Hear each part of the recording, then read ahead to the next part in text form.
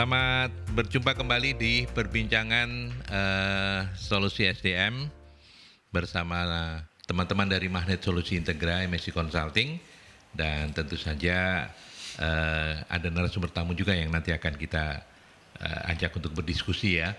Saya menyapa dulu sebelum saya menyampaikan apa yang akan kita bahas pagi ini. Ada Ibu Novianing Tiastuti, CEO dari MSC Consulting. Sehat Bu Novi? Sehat, alhamdulillah Mas Aldi. Alhamdulillah. Kita bisa ngobrol lagi ya. Minggu lalu sama Rahmi saya. Iya, minggu lalu sama Rahmi. Oke, dan narasumber tamu kita selain Bu Novi ada Mbak Ulfa Maratus Solihah, SM, CRA, CHCM, semuanya saya sudah tahu tadi karena saya nanya apa itu. Beliau ini adalah Human Capital Developer PT Bumi Indomapan. Koreksi kalau kalau ada yang salah. Benar ya Mbak sudah ya? Betul Pak. Apa kabar Mbak Ulfa? Panggilannya Mbak Ulfa? Iya, panggilannya Ulfa. Ulfa Iya. gitu ya. Sehat Pak saya, alhamdulillah. Sehat. Ya. Alhamdulillah sehat. Sesuai topiknya, sehat mental. Iya. Iya. Sehat lahir batin ya Mbak? Iya, lahir batin Pak, Iya. fisik dan mental. Oh, fisik dan mental. Oke, hari ini kita akan ngobrol tentang improving employee mental health, ya. Kesehatan mental itu memang penting banget ya Bu Novi ya? Iya betul Mas Aldi. Jadi dan akhir-akhir ini makin banyak dibahas ya, makin banyak ya mulainya dari generasi milenial, terus kemarin ada pandemi COVID dan sebagainya. Nah itu makin naik tentang pentingnya kesehatan mental gitu. Dan ya sebenarnya yang sebelum-sebelumnya juga sudah ya, tapi kemarin karena ada kondisi-kondisi khusus yang membuat kita ini benar-benar banyak yang terpuruk sehingga makanya makin banyak diulas dan dibahas gitu Mas.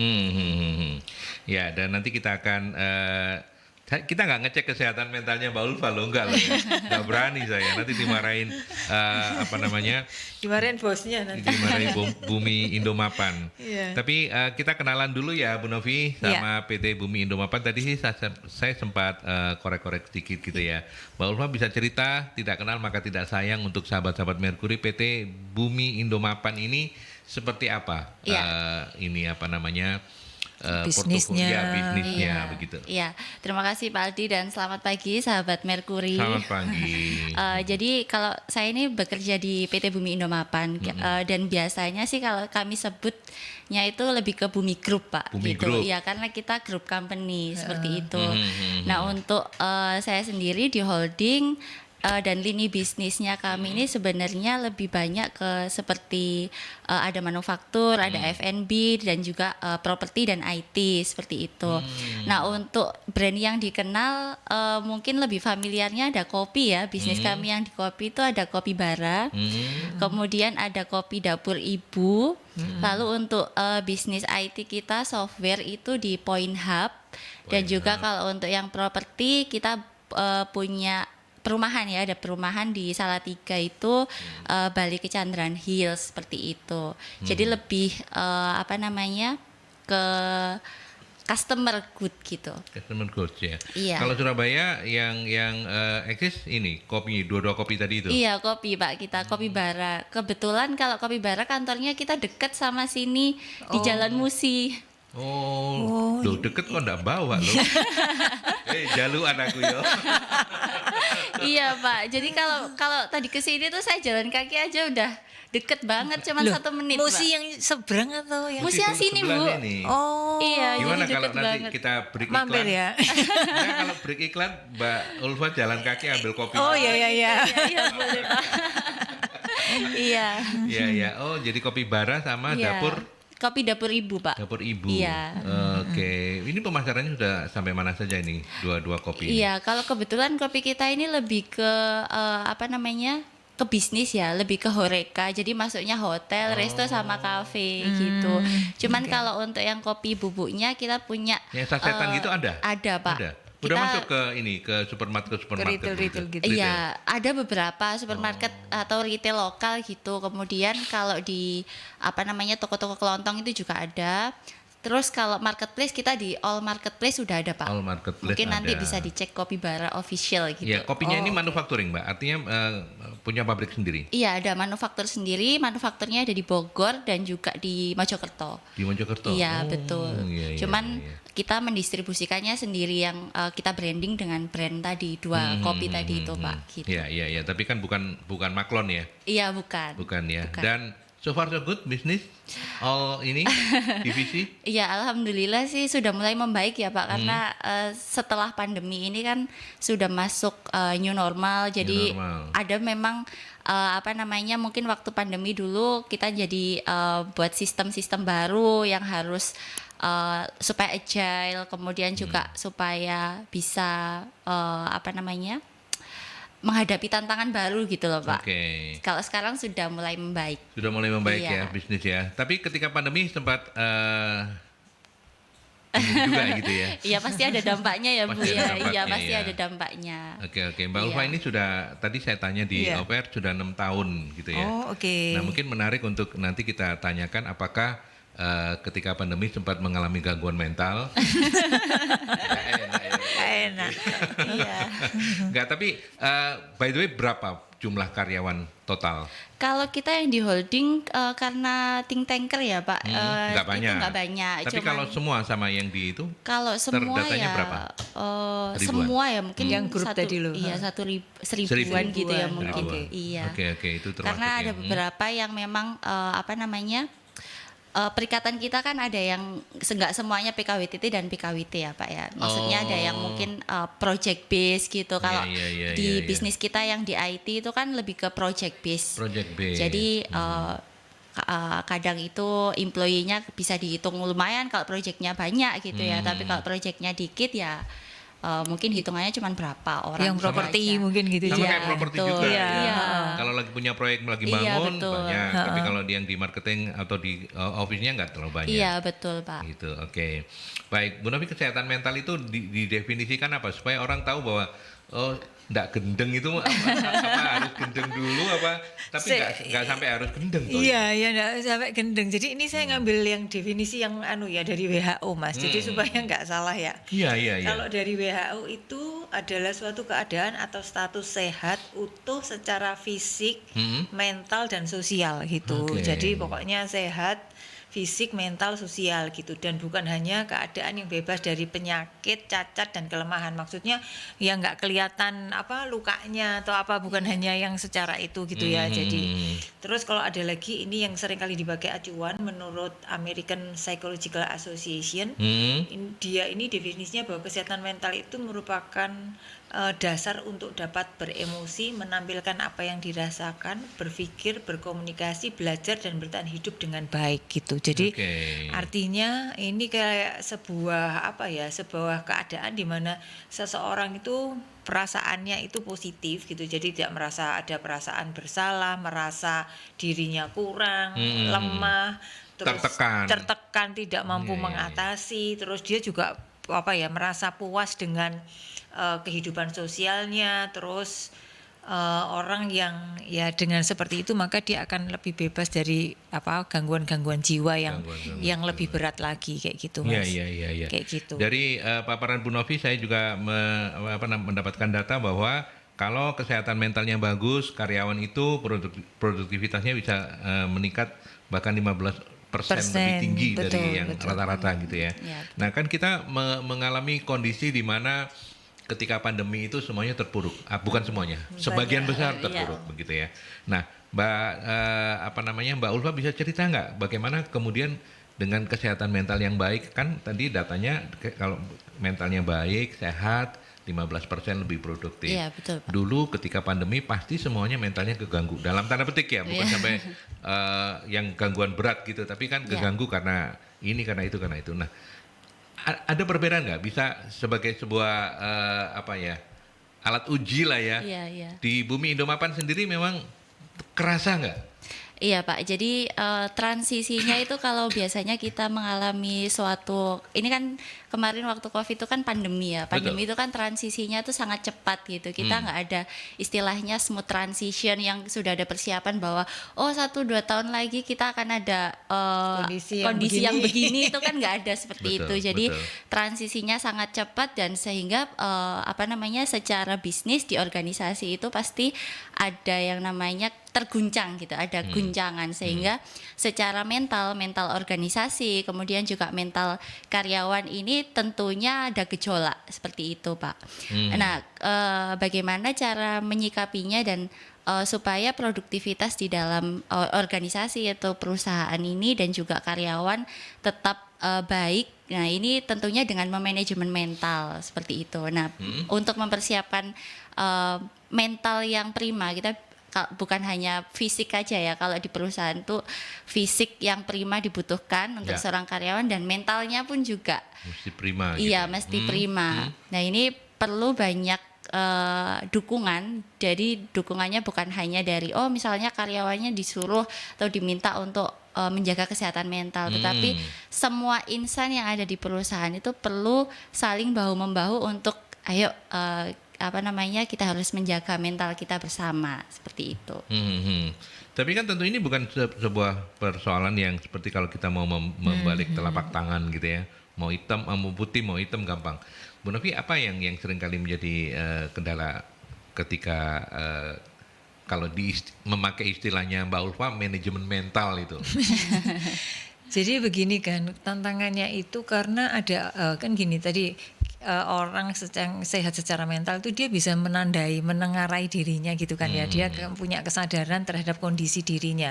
Nah, yang pertama itu tadi tuh kadang orang nggak tahu saya ini sebenarnya sedang dalam kondisi seperti apa gitu ya. Artinya gitu tuh kadang gini, antara realitas apa yang dia inginkan dengan kenyataannya nggak sama. Nah, itu juga bisa membuat perasaan-perasaan tidak aman gitu kan, perasaan-perasaan tidak satisfied dengan apa yang dilakukan seperti itu. Nah, kendalanya itu antara lain itu salah satu. Yang pertama, kita nggak bisa menengarai. Lalu kedua, ya karena ini tidak kasat mata gitu kan, satu masing-masing sudah nggak bisa mengidentifikasi. Yang kedua, karena tidak kasat mata sehingga juga kadang nggak tahu ini sebab ini karena apa. Misalnya sering tidak masuk, terus kemudian sering kali terlambat, terus ngantukan di kantor misalnya kayak gitu, terus sering kali uring-uringan. Nah, itu kan kadang orang ngelihatnya ini temperamennya seperti itu, padahal bisa jadi ada tekanan-tekanan besar yang membuat dia seperti itu kayak gitu. Nah, itu tadi, jadi kadang kita ini juga nggak ngerti sebenarnya tanda-tandanya itu apa kayak gitu. Terus orang jadi malas kerja. Itu juga sebenarnya tanda-tanda dari kesehatan mental, karena itu tadi dia merasa dirinya itu tidak cukup kapabel gitu ya, tidak merasa dirinya ini punya kemampuan untuk mengatasi, karena itu ada kaitannya dengan seperti itu Mas. Bukan berarti kalau kesehatan mental itu kita itu happy terus gitu ya, karena sebenarnya happy itu relatif gitu ya, seneng itu relatif ketika pada tahap tertentu. Orang misalnya ini, saya dulu pernah ngalami benar-benar ketika ngantor dengan situasi yang ini zaman-zaman awal saya bekerja dulu, ngantor dengan situasi yang kurang lebih sama setiap hari kayak gitu. Itu kan kadang membuat kita tuh kok gini ya gitu ya. Terus kepinginnya itu waduh kalau break gimana gitu. Break tuh artinya tuh wah enak kalau misalnya liburan terus nggak apa-apa. Suatu ketika waktu saya hamil anak pertama, saya harus bed rest dan ternyata di rumah berbulan-bulan tambah gak enak ya. Jauh lebih gak enak ya. Lebih gak enak gitu. Jadi ya dituruti benar-benar merasakan break dari pekerjaan yang rutin, tapi ternyata ada hal lain yang membuat kita ya pada batas tertentu akan merasa bahwa wes ini cukup lah gitu ya, gitu merasa enggak itu. Jadi ada hal yang seperti itu yang kadang kita ini juga nggak ngerti gitu Mas gitu. Jadi tantangannya seperti itu. Terus juga ya itu tadi kadang ya kita ini memanajemeni sesuatu yang tidak kelihatan itu ya bingung gitu kan Mas. Caranya seperti apa gitu, harus menciptakan apa, karena kebutuhan tiap orang itu beda-beda kayak gitu. Iya, oke. Baik, Bu Novi ini ternyata baru tahu saya anak embongan, makanya kalau bed rest di rumah gitu gak kerasa ya. Gak kerasan saya. Luar biasa. Wah, jadi tambah rasanya tuh pikirannya kemana-mana, tapi badannya nggak bisa apa-apa Nggak bisa gitu. berbuat apa-apa, Maksudnya iya. kan kadang kepingin di rumah gitu ya, tapi nggak bisa apa-apa, terus nggak tercapai yang kita inginkan gitu, itu kan tambah kemerungsung kayak gitu kan ya Mas. Iya, betul.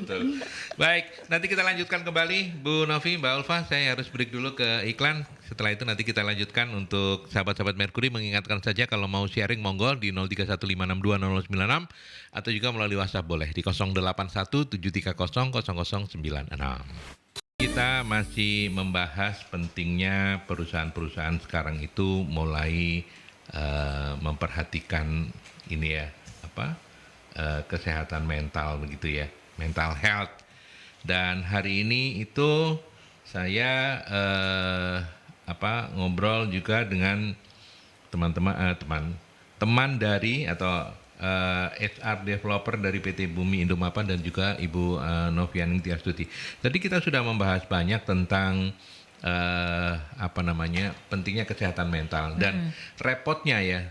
Saya mau cek ke lapangannya gitu ya. Repotnya memang sulit ya mendeteksi ini orang mentalnya lagi sehat-sehat aja atau agak terganggu atau sudah terganggu sekali. Emang sulit ya Mbak Ulfa? Sebenarnya itu ada yang bisa diidentifikasi seperti itu, Pak.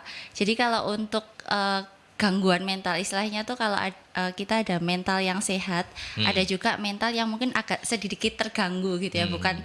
Bukan berarti itu nanti bisa menjadi suatu problem gitu. Kalau kita bisa memanagenya. Nah, kebetulan kalau mengenai kesehatan mental kita sendiri itu biasanya ada sedikit gangguan atau ini sudah mulai nggak sehat itu karena kita tuh lebih cenderung fokus kepada apa yang di luar kendali kita. Itu kalau menurut saya ya. Karena contoh misalnya kalau kita itu sering kan misalnya merasa stres atau merasa depresi atau cemas-cemas sendiri, padahal itu nggak ada sebabnya, karena misalnya kita mikirkan waduh kayaknya saya kalau melakukan ini nanti persepsi orang lain tuh begini. Padahal persepsi orang itu kan di luar kendali kita. Betul. Kemudian misalnya kita mau melakukan apa gitu, kemudian kita mikir waduh nanti jangan-jangan saya gagal. Jadi ada hal-hal yang kita pikirkan yang itu di luar kendali kita seperti itu. Sedangkan kita lupa bahwa sebenarnya itu banyak yang itu menjadi kontrol di dalam diri kita. Misalnya seperti saya mau memberikan vaksin ke anak gitu ya. Vaksin anak itu kan di dalam kontrol kita sebagai orang tua. Nah, tetapi ya udah kita fokus ke memberikan yang terbaik untuk anak, vaksinnya dilengkapi, kemudian memberi asupan gizi, nutrisi, dan juga akhirnya dampaknya ya anak itu akan sehat. Nah, kita nggak usah fokus mengontrol Nanti panas. nanti rewel panas. Nah, itu kan di luar kendali kita ya Bu ya. Nah, itu menjadi akhirnya kalau kita fokusnya ke luar kontrol kita, menjadi mental kita tuh jadi nggak sehat sendiri seperti itu, Pak. Iya. Nah, itu sama juga kalau di pekerjaan, biasanya itu waduh saya tuh mau presentasi ini nanti jangan-jangan sama bos dimarahin. Nah, itu kan kita doing something yang terbaik dulu.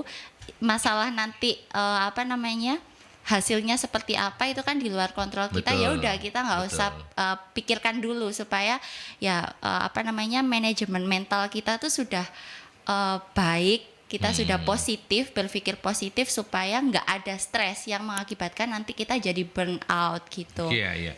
Kalau boleh tahu Mbak Ulfa, kalau di Bumi Group sendiri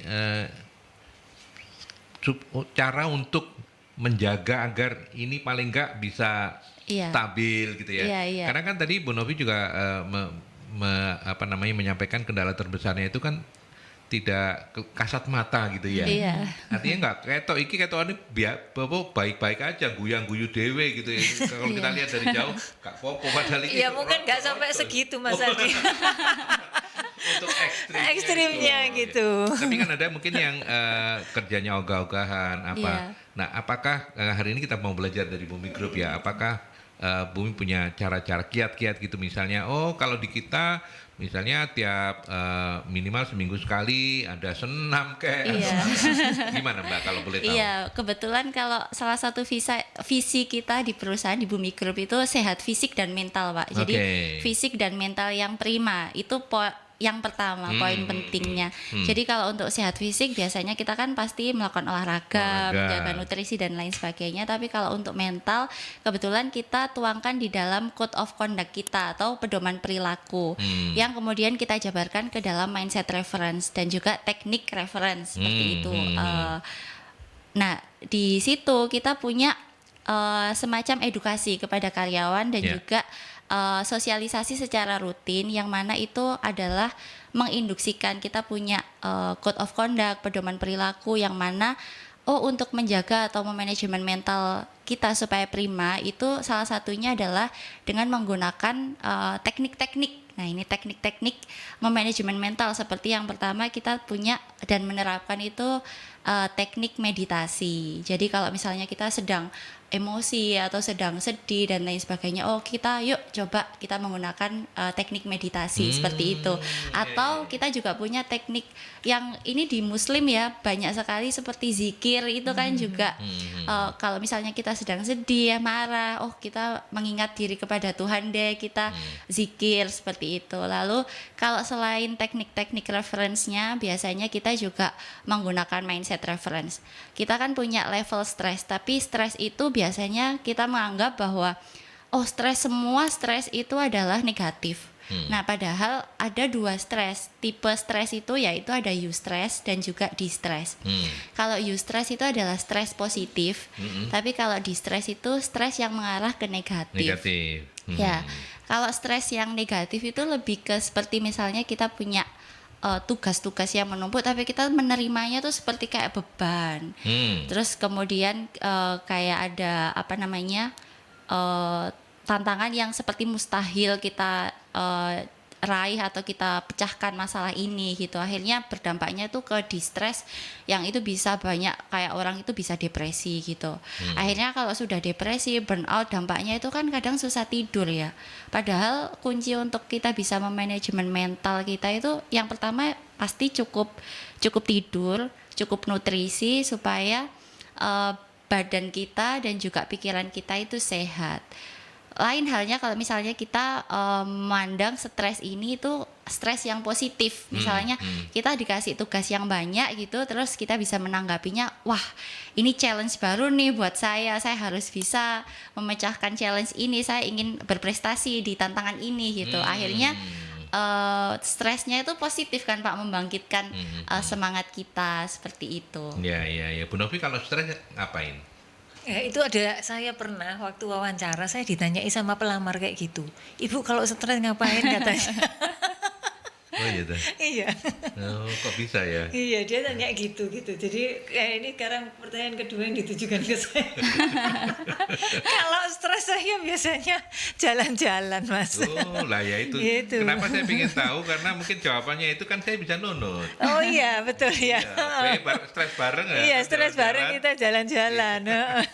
Ini ada Pak Andreas. Terima kasih Pak Andreas, panjang banget. Tapi untuk menghormati Pak Andreas yang sudah mengirim melalui WhatsApp, saya bacakan ya. Mental health yang menjadi hit topik dekade ini memang bagus dalam kurung seiring dengan perkembangan organisasi yang semakin dinamis. Sayangnya tidak diimbangi dengan best practice yang tepat. Masih sangat banyak saya jumpai praktisi HR yang tidak capable untuk menghandle employee mental health, bukan dari latar belakang pendidikan psikologi, sehingga tidak ada kompetensi dan kapasitas untuk improvement pada kesehatan mental.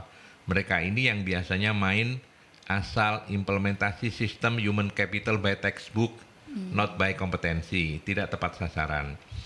Kalau sudah seperti ini, bagaimana parameter indikasi employee mental health? Sudahkah narasumber tercertified mengelola mental health? Sejauh mana bentuk implementasinya di perusahaan dan apa implikasi terhadap bisnis? Jadi kritiknya adalah mungkin kedua-dua yang ada di depan saya ini jamin Pak Andreas ya. Jaminan karena beliau memang pakar-pakar HR yang sudah teruji gitu. Tapi kan Maksudnya masih mungkin banyak. tersertified, kan kalau certified itu kan berarti ada pengakuan resminya lah. kayak gitu Ya kan, itu yang kedua. Iya, Yang pertama kan banyak apa namanya Implementasinya nggak sesuai gitu HR kan. yang bukan dengan basic psikologi sehingga pengimplementasinya cuma textbook doang gitu. Iya, Ada iya. komentar nggak? Silakan Mbak Ulfa atau Mbak Ulfa dulu deh. Iya boleh Pak, terima kasih ya Pak Andreas ya tadi yang bertanya.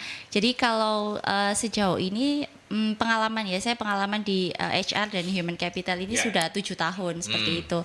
Nah untuk certified atau mungkin kita mempelajari ilmu-ilmu baru, psikologi atau lain sebagainya, dan sebenarnya untuk praktisi HR ini juga banyak sekali yang bukan Ya. dari background psikologi, dan itu saya pribadi ini tidak mendiskreditkan beliau-beliau yang bukan dari background psikologi, karena sebenarnya untuk HR as a human resource gitu ya, kita itu bukan hanya dari segi apa namanya teknikalnya, tetapi dari segi kompetensinya harus bagus, dan yang paling penting kalau menurut saya itu bukan dari background pendidikannya, tetapi kita semua di praktisi HR itu punya yang namanya human skill. Gitu, human skill itu adalah kemampuan kita untuk memanajemen sumber daya manusia gitu.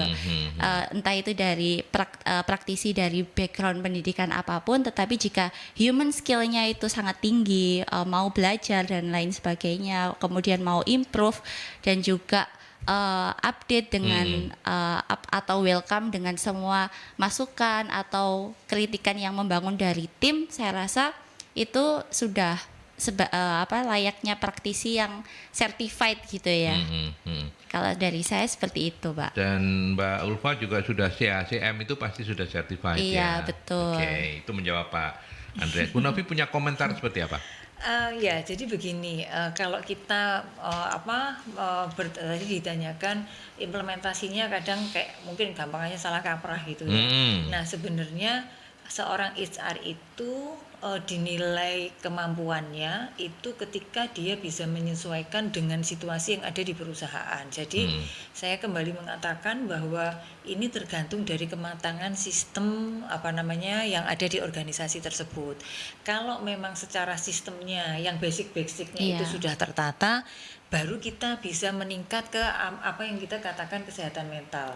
Meskipun nggak bisa terus kemudian kita artinya kita mengabaikan gitu ya. Jadi kayak hierarki kebutuhan Maslow gitu loh. Jadi ada hal-hal yang memang secara dasar memang harus dipenuhi dulu. Fisik lah, terus ini baru nanti yang aktualisasi diri gitu. Rasa aman itu kalau di Maslow itu kan mungkin di ketiga atau keempat ya. Kayak gitu. Jadi yang itu dulu gitu. Kalau memang dalam kondisinya perusahaan ini memang dalam kondisi yang memang sistemnya masih dasar, ya memang nggak bisa terus otomatis kita nerapin kesehatan mental, karena itu tadi etos kerjanya harus jadi sistemnya harus ada, etos kerjanya harus sudah sesuai gitu kan, targetnya realistis, kemudian ada sistem evaluasinya. Nah baru kita bisa bicara tentang tadi itu kesehatan mental yang baik. Karena kalau itu tadi masih dasarnya masih belum jelas, maka kita nggak bisa meloncat. Kita bicara ke sesuatu yang sifatnya lebih ke psychological gitu kan kan seperti itu.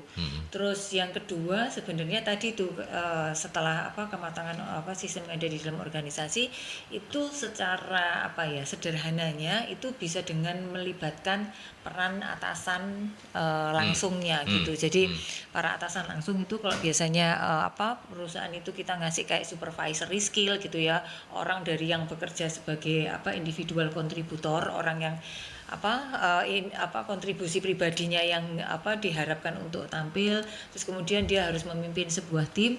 Nah seringkali kita ini memang menyiapkan mereka dengan membuat mereka jadi paham, punya kemampuan untuk mengelola orang lain kayak gitu kan.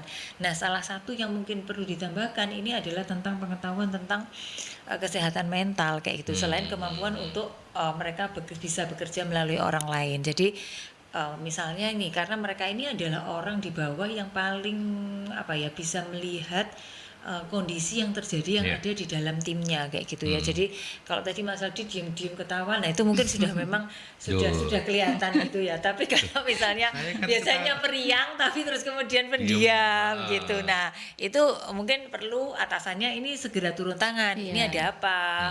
Gitu kan, paling enggak dengan cara yang informal dia mencari tahu sebenarnya apa yang sedang terjadi gitu Iya, kan. iya, iya, iya. Karena kalau misalnya kadang orang masuk dipanggil HRD gitu. Itu kayak anak sekolah Udah, ini dulu. dipanggil Iya. BP itu loh. Iya, betul, Itu waduh betul. salah apa aku gitu loh. Nah, Iya, mungkin iya, itu tadi iya. peran atasan yang ini bisa dilakukan supaya kemudian tadi itu secara basicnya implementasinya itu sudah dimulai dari sana gitu Mas. Ya, gitu. oke. Iya. Kalau Bu Novi atasan saya melihat saya ini sehat enggak mentalnya? Oh sehat, Oh, sehat. banget. Alhamdulillah. Setiap hari bisa bekerja Gila kok ketawa dan ya. connect dengan realita Connect gitu dengan ya. realita, Itu iya, iya. sehat banget Mas Aldi. Ya, tapi apa yang disampaikan oleh Pak Andreas ini intinya adalah ini sekaligus warning ya, Iya, iya, bahwa betul. kalau Anda menjadi praktisi HR sekarang itu sudah ada tambahan beban dalam tanda petik ya Betul, Iya, untuk betul. menguasai bagaimana manajemen Iya. mental health itu. Iya, Betul. betul Mas. Karena gini, mungkin mungkin juga begini. Karena kesehatan mental itu sebenarnya pada dasarnya ya ditanggung jawab pribadi masing-masing orang Iya, ya. Jadi iya, iya. manajemen di perusahaan juga berusaha supaya ketika kerja dia bisa optimal. Tetapi kadang yang tidak bisa kita pungkiri, masing-masing orang ini kan juga punya lingkungan sosial, kondisi pribadi yang tadi itu juga sudah syarat dengan beban mental gitu ya. Jadi kemampuan dia mengatasi problem-problemnya, Iya, iya, mencari iya, iya, solusi itu terus tadi itu mengendalikan, meluaskan pengaruh kita dibandingkan kita ini terpengaruh dengan Iya. asumsi-asumsi yang akan jadi menteror diri kita. Iya, yang di luar kontrol Yang di tadi luar ya, Bu. kontrol Iya. tadi itu lebih penting gitu Mas, karena itu tadi kalau misalnya seperti itu maka dalam situasi apapun kita itu akan lebih kuat lah gitu. Jadi kayak sudah ada imunnya gitu loh Mas Iya. Aldi kayak gitu. Iya, iya, iya. Iya. Masalahnya memang tidak semua orang bisa seperti yang diidealkan ya. Artinya Iya. ya sudahlah itu kan di luar kontrol, wis abaikan gitu. Tapi Iya. kan nggak semua orang bisa kayak Iya. begitu ya. Iya. Kalau misalnya semua orang bisa kayak gitu gampang. Iya. Gitu. Mungkin tidak diabaikan Mas, tapi kemudian kita ini harus Iya, iya, iya, iya. merasionalisasikan bahwa ini nggak bisa saya kendalikan, yang bisa saya kendalikan adalah Iya, ini. iya, iya, itu betul. yang mungkin harus lebih dikuatkan gitu. Diabaikan juga nggak benar juga Iya, ya. nggak Artinya diabaikan karena dia diabaikan akan masuk ke bawah sadar. Kaurus gitu kan juga nggak benar juga. Iya, gitu iya. ya. Iya. Oke. Terima kasih Bu Novi. Kemudian ada Ibu Mira. Bu Mira, terima kasih ya sudah bergabung di perbincangan pagi ini. Bagaimana mengelola mental health karyawan agar selalu positif? Sedangkan karyawan ini ada tekanan dari keluarga di rumah. Apa langkah mengatasinya? Ini mungkin inline dengan pertanyaan question rootnya Bu Novi, hubungan antara keseimbangan kerja, kehidupan pribadi dan kesehatan mental gitu ya. Mbak Iya. Ulfa gimana caranya menjawab Bu Mira ini? Iya. Iya, terima kasih Bu Mira untuk questionnya. Jadi sebenarnya itu memang sangat berkaitan ya Pak untuk Betul. kehidupan manajemen mental dari segi pekerjaan atau di dalam organisasi dan juga di dalam kehidupan pribadi seperti itu. iya. Nah, untuk kita bagaimana sih mensinergikan supaya kita di rumah atau di dalam kehidupan pribadi ini banyak sekali tekanan-tekanan, tetapi di dalam pekerjaan masih bisa produktif atau semuanya bisa menjadi balance karena kita di dalam pekerjaan menghasilkan suatu prestasi misalnya, kemudian akhirnya berdampak ke dalam kehidupan pribadi. Nah ini saya beri contoh kalau di manajemen kehidupan gitu ya. Manajemen kehidupan ini kan ada manajemen diri, kemudian ada manajemen mental, manajemen nutrisi, manajemen energi, dan juga yang terakhir itu kita bisa sampaikan rise above the stress gitu. Jadi udah nggak perlu di manage lagi apapun tekanan-tekanan atau tantangan yang Nggak ngefek gitu ya. nggak ngefek gitu Pak. Iya, Kita iya, sudah nggak ada stres gitu, rise above the stress. Nah itu yang paling utama kalau dari pengalaman saya pribadi dan juga di dalam perusahaan kami, yang pertama itu manajemen energi terlebih dahulu. Karena kehidupan di dalam pribadi kita ini kan sudah ada problem, sudah ada tekanan-tekanan, biasanya berdampak ke energi kita. Oke. Akhirnya kita kan jadi kayak capek atau mungkin banyak beban pikiran gitu ya. Akhirnya yang paling penting itu memanajemen energi. Manajemen energi ini bisa dari mungkin cukup tidur deh kita coba, atau misalnya kalau di dalam pekerjaan kita tuh ada istilahnya power nap Pak. Jadi kalau power nap itu cukup 10 atau 15 menit kita tidur atau memejamkan mata aja sambil dengerin musik gitu misalnya, itu kayak kita di handphone itu fast charging gitu, langsung pas bangun kita langsung kayak fit atau staminanya tuh bisa kembali seperti waktu bangun pagi gitu. Nah kemudian malam hari itu kalau bisa deep sleep. Deep sleep itu artinya kita nggak usah lihat televisi atau handphone. Kita memang masuk ke kamar langsung tidur supaya tidurnya itu lebih optimal. Kemudian selain manajemen energi, yang kedua itu manajemen nutrisi. Manajemen nutrisi ini bisa dengan asupan gizi yang baik ya, yang tinggi, yang nutrisi kalorinya atau proteinnya itu kita perhatikan. Nah itu kalau fisik kita sudah prima nih, kita lebih siap lagi. Oh oke, di dalam kehidupan pribadi saya mungkin ada problem, ada tekanan, tetapi secara fisik kita sudah siap untuk energi cukup, nutrisi cukup. Di dalam pekerjaan kita kesampingkan dulu kehidupan pribadi, kita fokus supaya bisa berprestasi di situ. Sebelum ke Bu Novi kita ke penelpon. Selamat pagi Merkuri. Selamat pagi, Assalamualaikum warahmatullahi wabarakatuh. Waalaikumsalam Pak Sumarwito, monggo silakan. Ini kan tadi kesehatan mental. Kalau wong gendeng ya gak mungkin toh dia anu ya toh. Iya, makanya disehatkan dulu Pak, jangan sampai gendeng Pak. Iya, jadi semua itu, dan lagi juga tergantung nanti mau umpama kalau ya belum diterima, kalau sudah diterima pasti posisinya jadi posisi apa. Kalau posisinya itu di satpam di apa, gak apa-apa sing ireng itu apa lek apa customer service ireng welek gak iso. Iya toh, tergantung posisinya di mana. Dan lagi juga ini yang sedang ramai mesones itu yang apa itu body checking itu. Ya lucu toh. Lah apa dikono? Jangan naik lah bojoku lho. Tak jak berenang. Tak jak berenang wis seru. Bodine ya apa ya wis seru. Sale wis tak jak berenang lah kuat tau kabeh ta. Lek diganjel ngarep diganjel mrene lah ero. Iya toh. Utawa diperiksa dokter. Dan dulu waktu jadi istrinya Abri itu kan diperiksa di dokter apa asli apa enggak ya. Jadi kita itu apa ada yang protes kemarin itu karena dia merasa tidak mampu. Jadi dia protes. Lucu orang Indonesia itu lucu-lucu. Jadi tolonglah kalau tergantung posisinya di mana gitu loh. Ayo customer service kayak ana wong ireng gak iso. Masih. Assalamualaikum warahmatullahi wabarakatuh. Waalaikumsalam Pak Sumarwito, terima kasih. Sebelum ke Bu Novi kita ke iklan dulu ya. Baik, kita lanjutkan. Bu Novi komentar dulu. Untuk Pak Sumarwito juga tadi untuk yang apa namanya Bu Mira. Oh oke. Soal keseimbangan tadi itu lah. Ya. Mungkin Bu Mira ya. Ini karena kalau yang apa namanya pertanyaannya Pak Sumarwito ini itu saya lebih ke pendapat ya. Apa namanya opininya Pak Sumarwito. Iya betul. Terima kasih gitu, tapi. Terima kasih Pak. Itu loh. Terima kasih body checkingnya Pak Sumarwito. Body checking mempengaruhi kesehatan mental gitu. Iya, bagi Pak Sumarwito.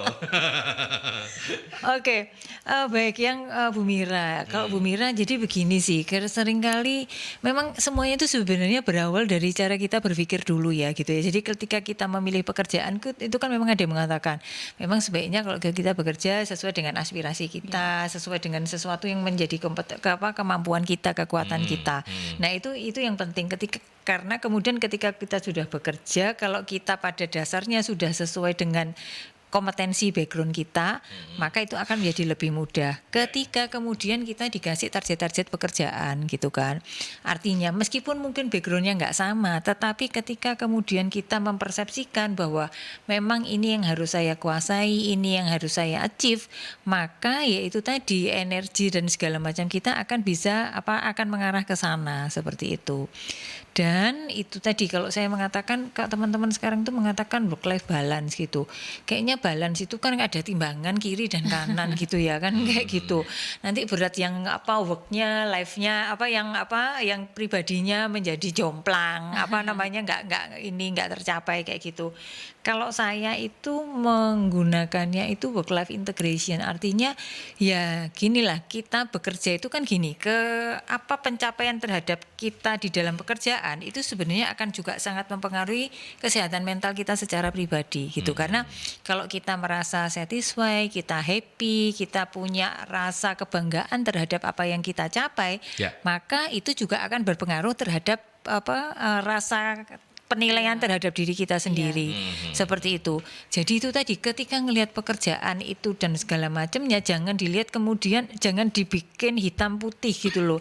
Antara yang ini mengganggu saya secara pribadi, kehidupan saya pribadi, dan kemudian porsi pekerjaan ini menjadi sangat besar, karena ketika kita sudah membuat itu menjadi kotak atau ada batas, itu menjadi lebih susah gitu loh Mas Aldi gitu. Menjadi lebih susah karena itu tadi, kok di rumah maunya nggak mau diruweti sama kerjaan. Kalau di kantor apa ya dia bisa nggak diruweti urusan di luar pekerjaan, karena kesenyatanya itu menjadi satu. Jadi sebenarnya bagaimana kita ini mengintegrasikan ketika mungkin di kantor dan ada hal-hal yang memang harus diselesaikan di rumah, ya kita tahu ada mengambil waktu sedikit untuk kemudian kita untuk menyelesaikan hal-hal penting yang supaya itu tadi terselesaikan di awal. Ketika di rumah ada pekerjaan-pekerjaan yang memang harus dikerjakan dan memang itu penting gitu, ya bagaimana kita dengan fokusnya yang kita bisa lakukan supaya nggak terlalu banyak mengganggu waktu kita di rumah untuk istirahat, untuk keluarga, untuk supaya bisa segera selesai. Karena itu tadi, kalaupun ini nggak selesai, besok juga nanti akan muncul lagi di pekerjaan yang akan mengganggu kita lagi gitu loh Mas.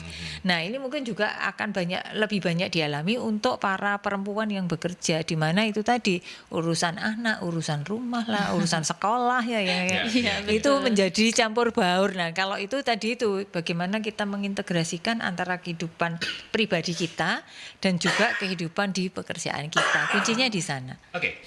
Baik, ada Pak Yosep. Apakah ada perbedaan mendasar dalam mengelola mental health untuk karyawan yang milenial dan Gen Z? Gimana prakteknya? Atau nanti Bu Novi juga bisa. Ada bedanya?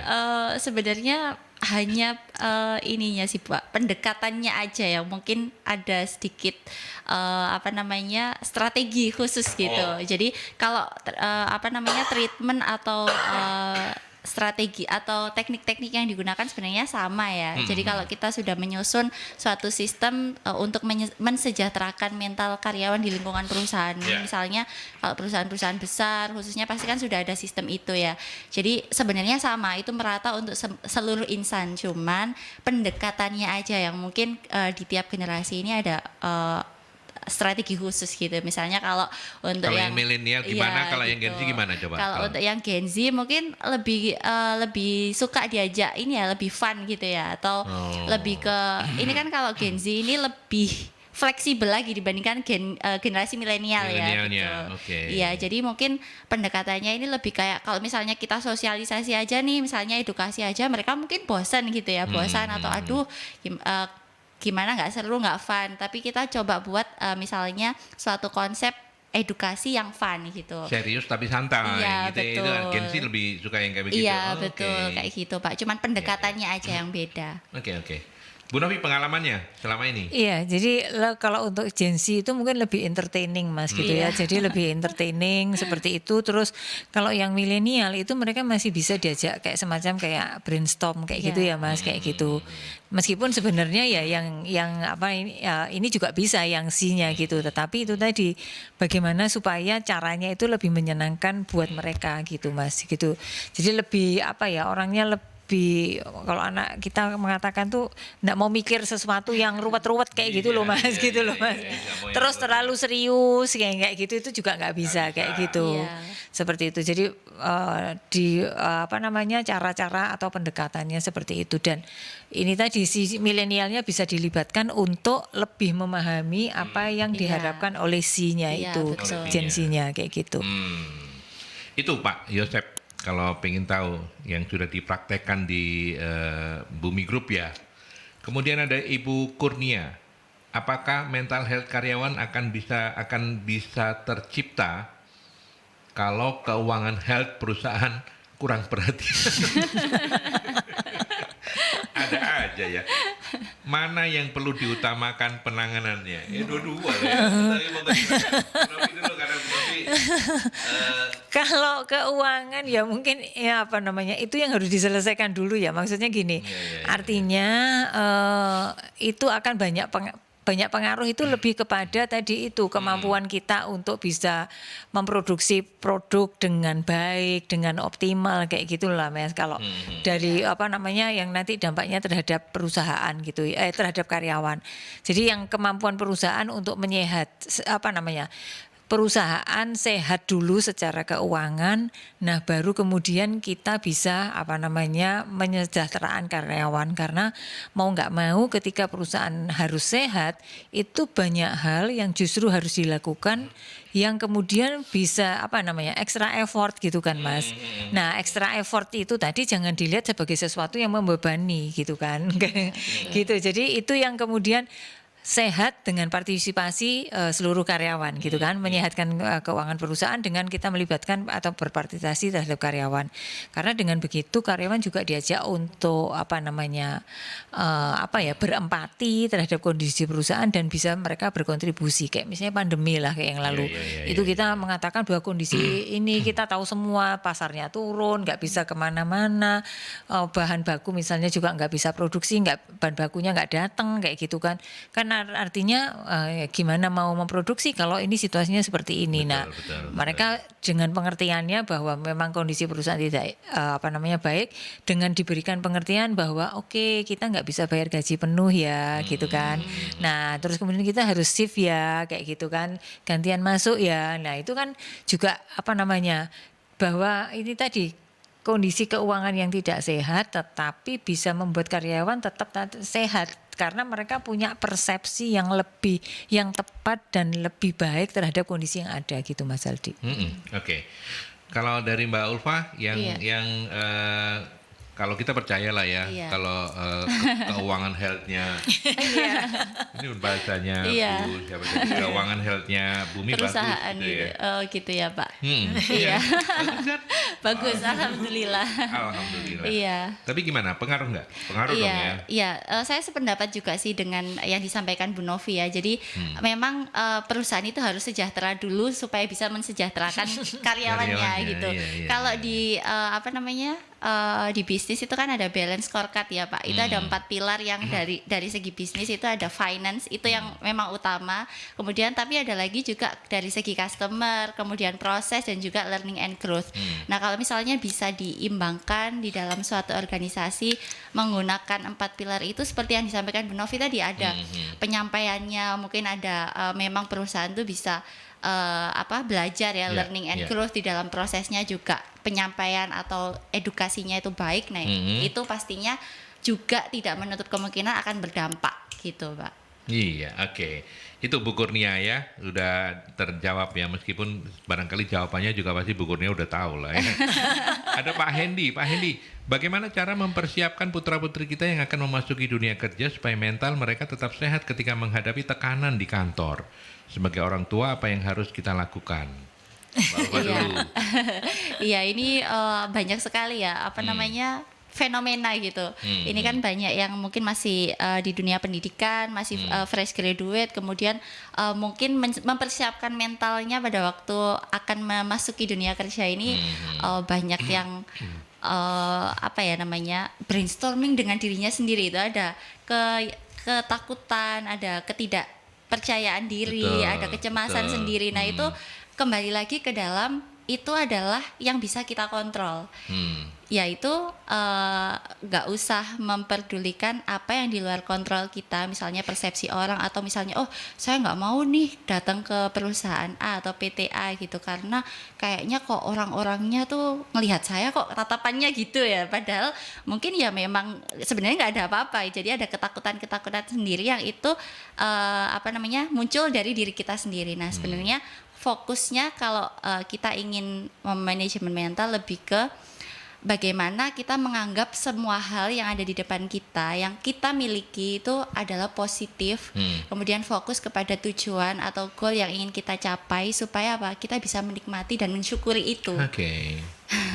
Dan itu biasanya mungkin ya yang kita seringkali juga lupa. Mungkin saya pribadi juga kadang lupa gitu kalau kita punya segini banyaknya kemampuan ya kompetensi yang harus kita nikmati dan syukuri, tapi kita lebih fokus ke persepsi orang, gimana sih tanggapan orang, sehingga kita nggak bisa memaksimalkan potensi di dalam diri kita sendiri gitu. Ya, oke. Kalau dari Bu Novi sendiri gimana, Bu? Ini saya ngalamin anak saya ya Mas gitu ya, ini anak saya. Kalau mau dibilang anak saya ini petarung, modelnya petarung, tapi kenyataannya ketika di tempat kerja itu kemampuan pribadi. Strugglingnya. Iya, jadi gini, keterampilan atau keahlian kita miliki itu sebenarnya tidak cukup bisa mengatasi tekanan-tekanan pekerjaan gitu kan. Iya. Jadi kita mampu nih secara kompetensi tertentu, Iya, kompetensi teknis, tetapi itu sebenarnya tidak cukup kuat untuk kita bisa menghadapi bos yang mungkin demanding, yang menuntut target yang tinggi, terus kemudian rekan kerja yang ada main politik kantor, yang tadi kan mungkin tekanan-tekanannya seperti apa. Jadi kalau ini dan juga ini loh Mas, anak-anak sekarang itu kan sangat terpapar dengan fenomena yang ada di media sosial yang orang itu kalau saya bilang itu orang bisa mencapai dengan secara finansial, secara kayak gitu yang Kayak sebenarnya hitung-hitungnya gitu ya, betul, Bu. yang sebenarnya itu jumlahnya mungkin tidak terlalu banyak. Jadi orang yang bisa misalnya ngelihatnya tuh ke artis, dia itu siapa ngelihatnya ke artis gitu. Nah ya itu kayak gini. Nah, Cepet ya. Iya. Kaya ya, jadi gitu. influencer bisa sekian ratus juta Iya. dalam hanya berapa menit. Nah itu nggak nepakno diri gitu. Jadi artinya harapan sosial mungkin gini Bapak, apa yang ini kita harus membuat anak itu tahu apa yang dia inginkan gitu ya. Jadi apa yang dia inginkan dan jangan tadi itu terpengaruh dengan harapan sosial. Karena itu nanti masih ini lagi orang melihat ada sesuatu yang enak, yang bagus gitu kan. Tetapi kadang kita tuh nggak mau effort, bangun pagi susah, terus kalau Sabtu maunya karena Sabtu libur, Sabtu maunya nggak mau ngapa-ngapain, mager gitu ya. Iya. Yang kayak gitu, jadi menyesuaikan antara cita-citanya dengan effortnya itu kadang nggak connect, karena nggak connect akhirnya dia stres gitu. Terus kemudian itu tadi bagaimana di tempat kerja meskipun anak ini sekarang tumbuh dengan lingkungan yang milenial, Gen Z dan sebagainya, etika melakukan diskusi, menyanggah, menerima, memberikan masukan kepada atasan itu tetap perlu dengan cara-caranya kuno kita gitu ya. Jadi nggak bisa atasan dianggap egaliter kayak gitu. Ya mungkin mungkin makanya gitu, tapi kita sebagai orang tua mungkin juga harus ini atasan itu biar bagaimanapun pengalaman dia pasti akan lebih banyak. Dia punya perspektif yang lebih luas dari kita. Iya, Jadi betul. kalaupun menyampaikan sesuatu, sampaikan sesuatu yang membuat ya dia jadi paham masalahnya, bukan dengan cara-cara yang mungkin Implisit gitu ya, anak-anak Bu. sekarang itu caranya kayak gitu karena itu tadi. Jadi saya ngelihat bahwa anak saya ini petarung, tapi ketika dia mengalami pekerjaan itu tadi kadang kemampuannya dalam memanage lingkungannya itu kadang nggak sesuai dengan siapa yang dihadapi, kalau apalagi generasinya beda. Itu ngalamin kayak gitu Mas gitu. Ya, baik. Banyak nasihatnya untuk para orang tua, nggak cuma Pak Hendy. Terima kasih Pak Hendy sudah membuat para narasumber tertrigger gitu ya untuk ini. Dan untuk teman-teman di MSI, kalau mau izin tuh jangan pakai email ya. Orangnya ada izin ngomong dong. Masa sak kantor. Iya ya, kalau kantornya 1000 meter persegi. Tapi itu bukan cuma di MSI ya, di mana-mana memang kayak begitu kondisinya. Baik, kita sudah sampai di bagian akhir. Sebagai closing statement Mbak Ulfa, apa yang ingin disampaikan untuk sahabat-sahabat Mercury?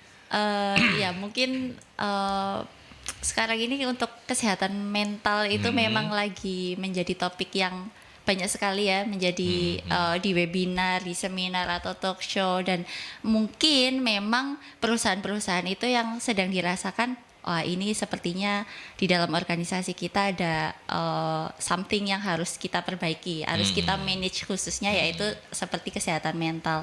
Mungkin kalau dari saya pribadi dan juga mungkin untuk praktisi HR di sana, seperti masukan tadi dari Pak siapa tadi ya, Andreas. Pak Andreas ya, lebih ke mengenal lingkungan kita, Ya. mengenal organisasi kita, Ya. khususnya mengenal diri dan juga karyawan kita, karena kita as a HR harus memiliki human skill, harus bisa tahu dan juga memanage SDM yang ada di perusahaan kita dengan cara dan juga pendekatan yang sesuai gitu, karena beda generasi, beda pendekatan dan juga beda penyampaian, seperti itu, Pak. Oke, baik. Dan kesehatan mental ini bisa juga ditangani oleh konsultan ya, bisa ya? Bisa Mas Aldi. Jadi sebenarnya gini, kalau ini sekalian closing statement, kebutuhan dasarnya kita itu, jadi kebutuhan dasar karyawan itu tadi Ya. sistemnya itu harus tertata dulu, Mas. Kalau misalnya sistemnya nggak ada, kita tuh mau ngomong kesehatan mental itu ya susah gitu kan. Jadi sistemnya harus ada, dan sistem yang tertata tadi misalnya pembagian fungsi yang jelas, tugas-tugas masing-masing orang itu juga terbagi jelas, terus tahu target kerjanya kayak gitu.